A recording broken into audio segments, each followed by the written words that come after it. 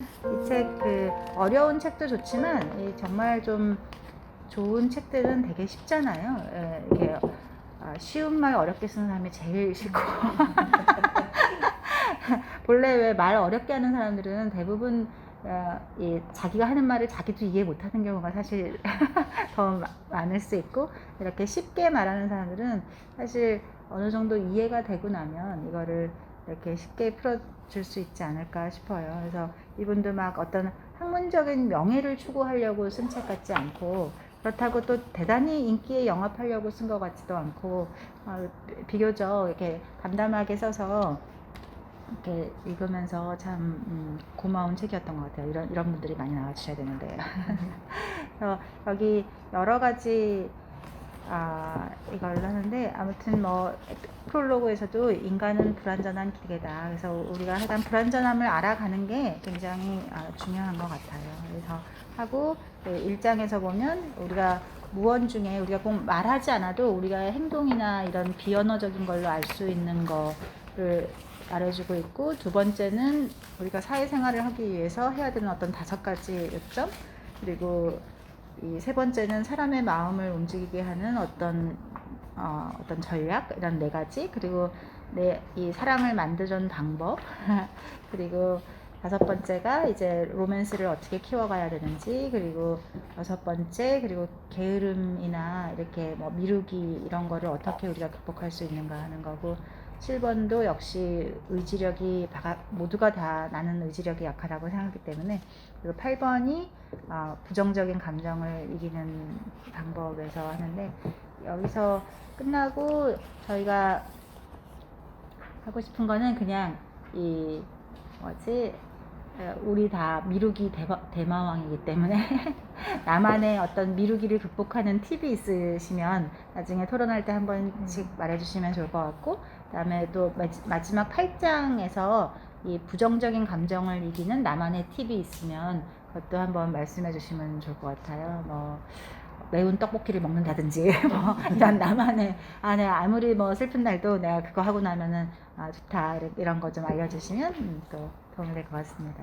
그래서 간단히 하면 뭐 1장에서는 그 FBI 행동심리학에서 이 비언어적 어떤 그런 해석에 대해서 최근에 하여간 많은 연구가 있었고, 그래서 약간 감성 지수를 높여서 타인의 마음을 더 잘 이해할 수 있는 그런 걸 갖는 게 중요하다. 그리고 또 그 다음에 이 예민한 거하고 둔감한 거에서 대인 민감성이라고 하는 거는 사실 눈치라고 하는 거죠. 이 눈치라는 말이 제가 어디서 봤던 거에는 눈치라는 말이 한국어의 아주 특징이라고 해요. 그래서 이 눈치라는 말을 이 영어로나 일어로나 다른 나라 말로 해석이 굉장히 어렵다고 하는데 아주 훌륭한 것 같습니다. 그래서 우리가 보통 이 직장에서도 제일 예쁜 친구가 눈치 있는 친구들이잖아요. 좀 신입이 들어왔으면 좀 눈치껏 좀 해주지.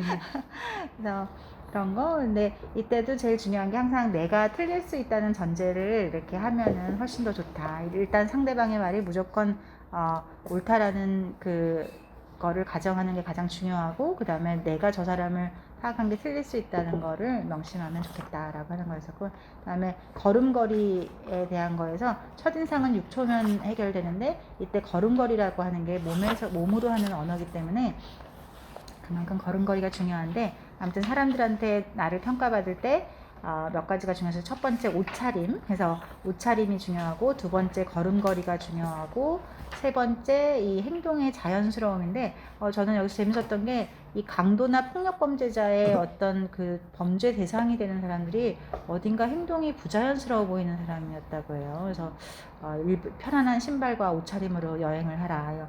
굉장히 중요한 팁이었던 것 같아요. 그래서 그 자연스러움이 정말 중요하구나. 그리고 옷차림에서도 뭐 너무 과하게 치장하는 것도 또 너무 아무렇게나 입고 다니는 것도 좋지 않겠지만, 여기서 당신이 되고 싶은 자신에 걸맞는 옷을 입어라. 이것도 되게 굉장히 좋은 거였던 것 같아요.